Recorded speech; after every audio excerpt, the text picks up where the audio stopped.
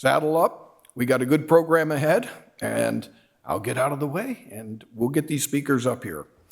The first one is a rock star in her own right. Her name's Donna Jackson.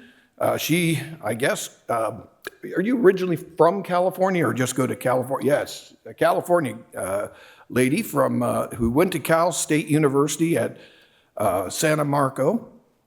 She worked in accounting, auditing, and management with major companies such as Ernst & Young and Marriott International, and she was a deputy controller for the Export-Import Bank of the United States. She was also very involved in politics. She's a political operative, particularly in Arkansas. She worked on the successful campaigns of Governor Mike Huckabee, Senator Tim Hutchinson, and Representative, now Governor, Asa Hutchinson. Today, she serves as the Director of Membership and Development at Project 21, which is run by my good friend David Ridenour at the National Center for Public Policy Research. As I say, I've had a chance to see her many times in Washington. She's a dynamo, energetic figure, and I think you're in for a treat here. So come on up, Donna, and take it away.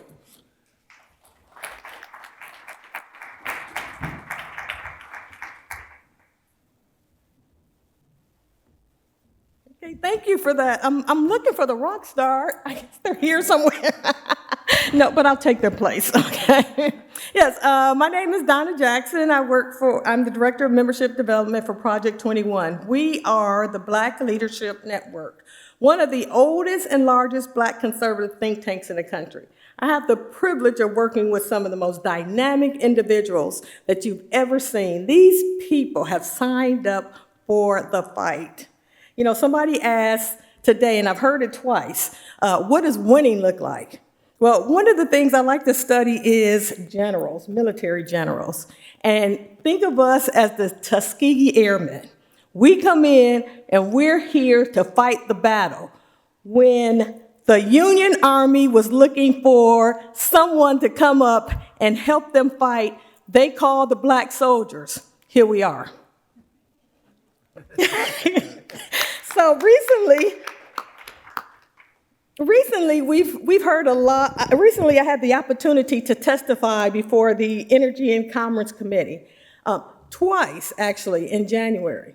First was a affordable energy roundtable with all of the Republican members of the Energy and Commerce Committee. And the second one was their first hearing. And the reason why that was so important is because you hear a lot from climate change activists. You hear a lot from politicians that are all benefiting from environmental justice grants, but you don't hear from the individuals that are impacted in the community. If you went to an African-American community and asked them, what's the priority for your community? None of them would say climate change, not one.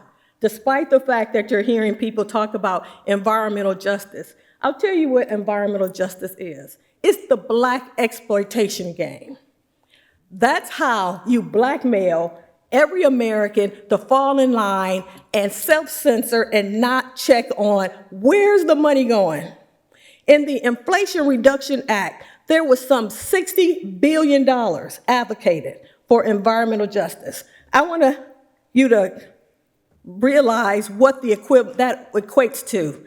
That is equivalent to the market capitalization of Ford Motor Company International that employs over 200,000 employees, not including the countless indirect jobs from small businesses and vendors. And guess how much money is actually going to go into the Black community? They'll get a few retrofittings and windows. And for somebody to sit there and say that somehow environmental justice is dirty air, I'll tell you what the biggest injustice is for Black communities. It's poverty. But climate change activists have no problem creating environmental policies that create more of it. If you ask African Americans what is the number one civil rights agenda for the Black community, is home ownership.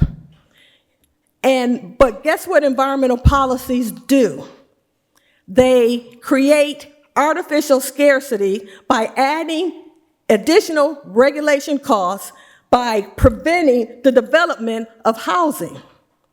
So who's the enemy here? Now, if you ask me, how do we fight the game? Get African Americans and let them know how these environmental policies are affecting them personally. Black families have the lowest home ownership rates.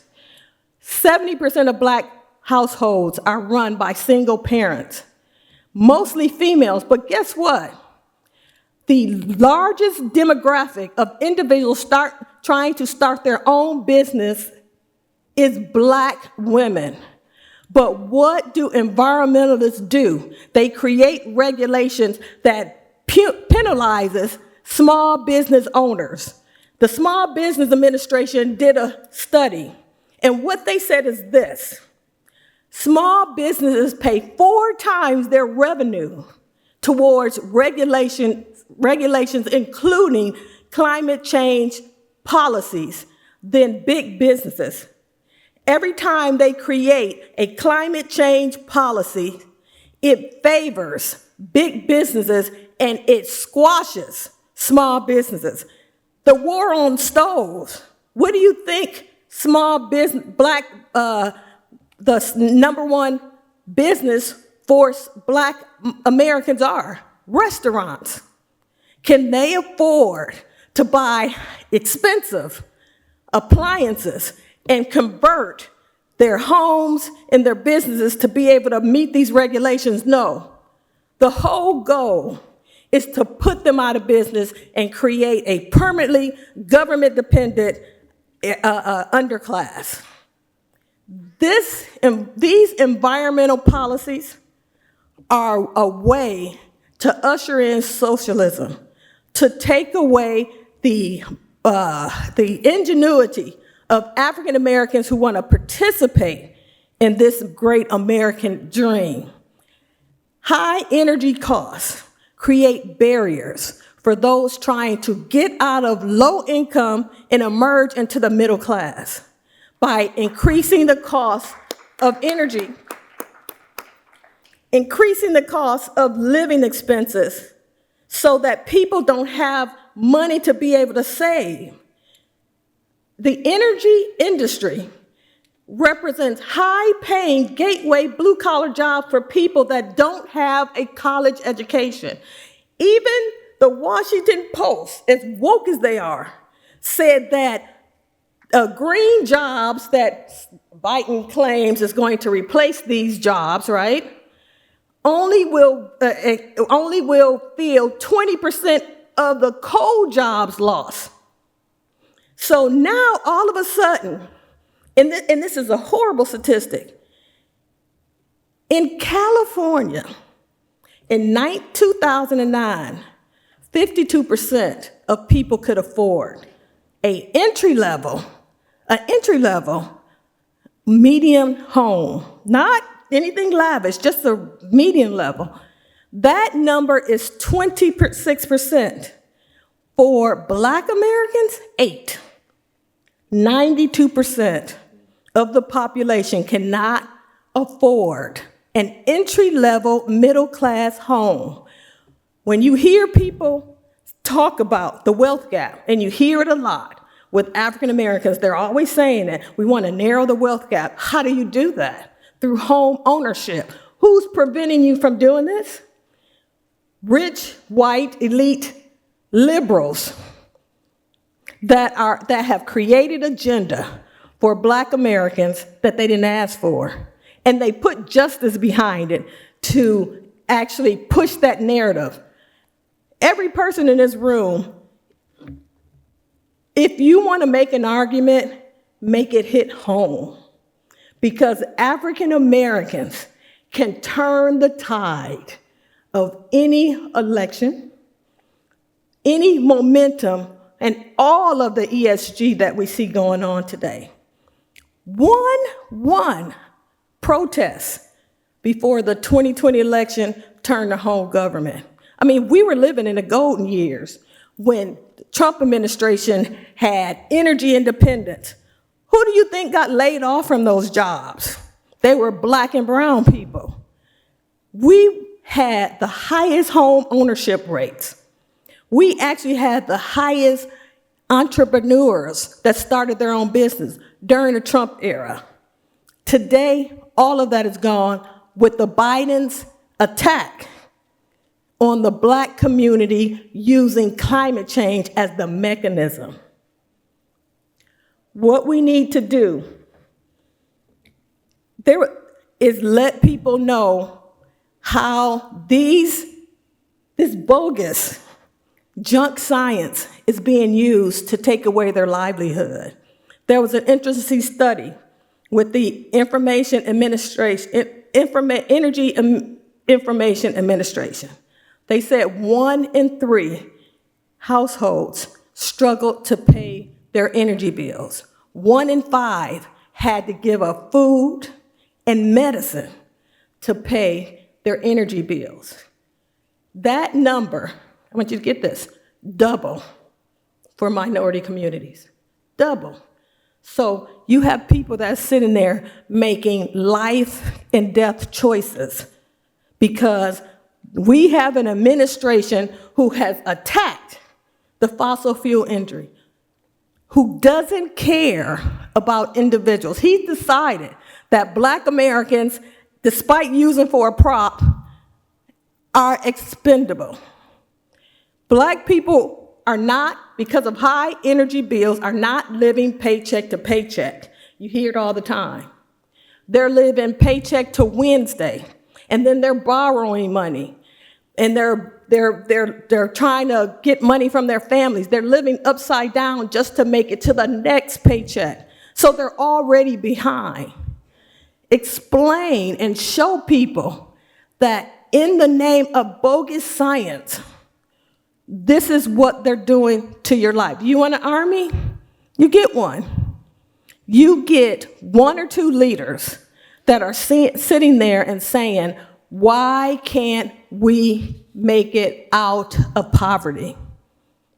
And you show them the connection between climate change policies that creates a slow growth economy that is actually demonizing industrial jobs that was responsible for creating a vibrant middle class, Black middle class in this country. It was Ford Motor Company, it was General Motors, it was all of these industries that created a Black middle class. And now what they're doing is deindustrializing the country, and who's losing the jobs? We are.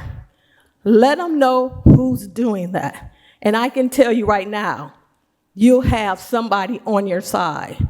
Now, I guess there's some more I can say, but this is an opportunity for you to ask a Black person, a Black woman who is an evangelical Christian who says to you, don't filter your question, because it's important that you realize that we're in this fight together. And there are a lot of people, I get calls all the time, who are saying, help us. Home ownership is the new Black.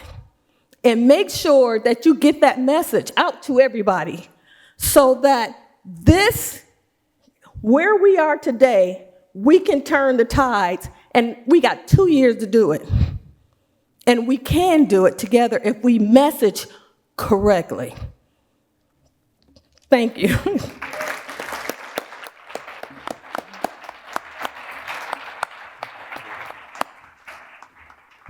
See, I told you she was a rock star, right? I feel sorry for you, Bob. You're next. You get to follow that up. Just to add what she says, one of the things we do at CFAC, she talked a lot on the domestic level. We do a lot of international work, and so believe it or not, CFAC actually puts up solar panels in Africa and in Asia, not Asia so much, but South America, and in poor communities. And people are perplexed by that. Why are you doing that? That means you must agree with the green agenda. I say, no, it's because they have no electricity. There's no grid there. The objective is that this solar helps them to get to where they need to be, which is bountiful electricity. You ask the people in the countries, these indigenous people, the left tends to look and say they want to live the way their ancestors did, 1,000 years ago, and in touch. And they can say that as they're sipping on wine, going down the Nile. Oh, look at the natives. They look so wonderful, No, they want jobs. They want electricity. They have the same hopes and dreams as we do in this country. And Donna, great presentation. Thank you.